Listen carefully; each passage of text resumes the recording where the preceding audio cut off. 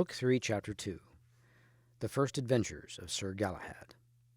By hill and dale, forest and plain, rode Sir Galahad on his way without meeting with any adventure, and on the evening of the fourth day he came to a great abbey. Here he was received kindly by the monks, who unarmed him and led him into a guest chamber, where he found two other knights of the Round Table already sitting at supper, King Bagdemagus and Sir Uwaine. "Sirs," said Galahad, when he had greeted them, "what adventure brought you hither?" "Sir," they answered, "we heard tell of a wondrous shield that is kept in this abbey, and that no man can bear it on his arm without meeting with ill fortune within 3 days. Yet it is also said that whosoever can bear this shield shall achieve the quest of the Holy Grail." "Tomorrow," said King Bagdemagus, "I shall take the shield and try the adventure of it. Wherefore I beg you to remain here 3 days, for if I be not he who may wear it, the shield shall be returned to this abbey before that time is past, and I think that if I be not the man, then surely Sir Galahad will not fail." "Surely I will wait," said Galahad, "for indeed I require a shield." Next morning they heard mass together, and then King Bagdemagus asked the abbot concerning the shield. "It is for the best knight only," said the abbot, "wherefore I counsel you not to touch it." Yet he led them behind the altar and showed them the shield, which was polished until it seemed as white as snow all over except for a cross painted red in the middle of it. "I know well that I am not the best of all knights," said King Bagdemagus, "but nevertheless I shall try to wear it." With that he set it on his arm, mounted his horse, and rode away into the forest, with his squire following a little way behind him. They had not gone 2 miles when they came to a fair open valley with a stone hermitage built at one side of it, and King Bagdemagus had scarcely left the cover of the trees when he saw a strange knight clad all in shining white armor come riding out of the forest at the further end with his spear in rest. When Bagdemagus set his spear in rest also, and the two of them came together like a whirlwind, straight Bagdemagus aimed. His spear seemed to hit nothing at all, but the white knight's spear struck him through the shoulder where the shield did not cover him, and laid him senseless on the ground. "This man has done great folly to wear the shield," said the white knight to Bagdemagus's squire. "But take him up gently, and return whence you came. Take the shield also, for it belongs to Sir Galahad the good knight, and him alone." "Sir," said the squire, "what knight are you, that I may tell Sir Galahad?" "Take no heed for my name," said the white knight. "It is not for you, nor for any man on earth to know it." Then the squire set King Bagdemagus on his horse, hung the shield at the saddle-bow, and led him slowly back to the abbey, where he was put in bed and tended long before his wound was healed.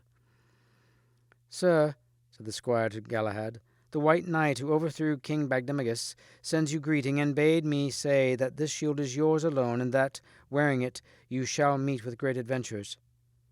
"Now blessed be the good fortune that brings this shield to me," cried Sir Galahad, and setting it on his arm, he rode away into the forest.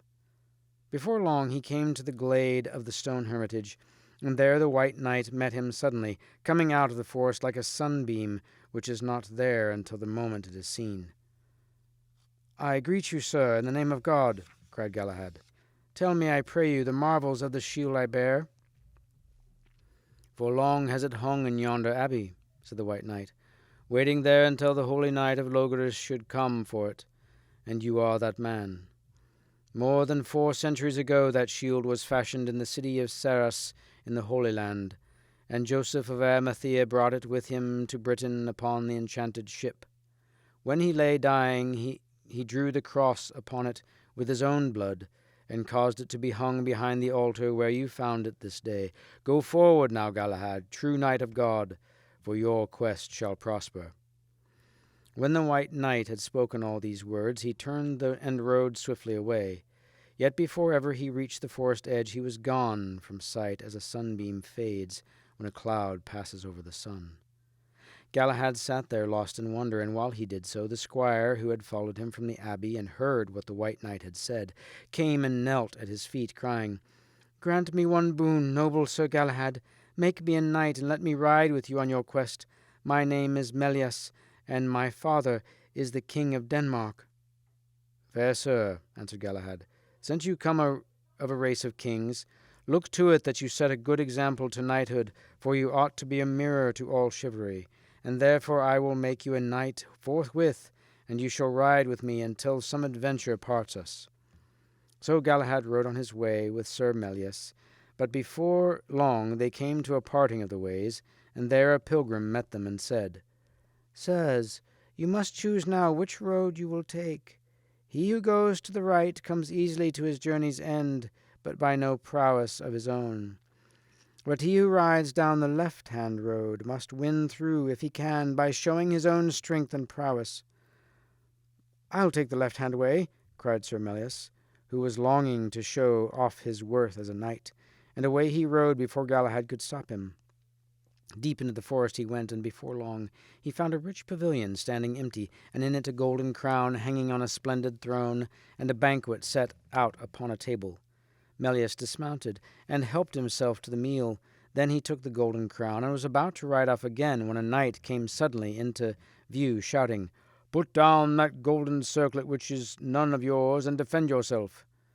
Lord of heaven, help now thy new-made knight, prayed Melias. Then he set his spear in rest and rode against the stranger, but the other knight smote him from his horse, took up the crown, and rode away, leaving him nearly dead with a great wound in his side. Galahad had taken the other road, but it merely wound through the forest, and joined on to that which Melias had followed. And now he came to the open space by the pavilion in time to see the strange knight smite down Sir Melias and ride away. Turn, coward, cried Galahad, and the knight wheeled round and jousted with him furiously. Galahad struck so well that the knight was flung on to the ground, but his spear broke into little pieces with the force of his blow. You might well, said the stranger knight, rising slowly to his feet, and I yield me to you.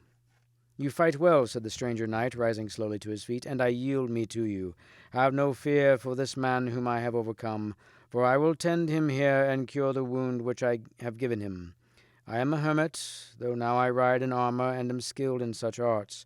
For his pride in choosing the left-hand road, and for his greed in taking the golden crown, which he did not need, Sir Melias has received this overthrow. But go you forward, noble Sir Galahad, and trust ever in God and not in your own earthly prowess. Then Galahad knelt to receive the strange hermit's blessing, and rode on his way through the forest and cities, through fields and moorlands, for many, many days, meeting with more adventures than there is space to tell of. Until on a day a fair damsel came riding towards him and cried, Sir Galahad, come you swiftly with me. Near at hand lies the enchanted ship which you must enter. Therein are Sir Percival, my brother, and the strong knight Sir Bors de Ganis, and they lack only you before the ship can sail. For your quest draws near to its close, and you 3 knights shall come together to the castle, where lies the Holy Grail. Lead on, fair maiden, said Sir Galahad, and together they rode forward by many steep paths among the rocks, until they came to the secret bay where the enchanted ship awaited them.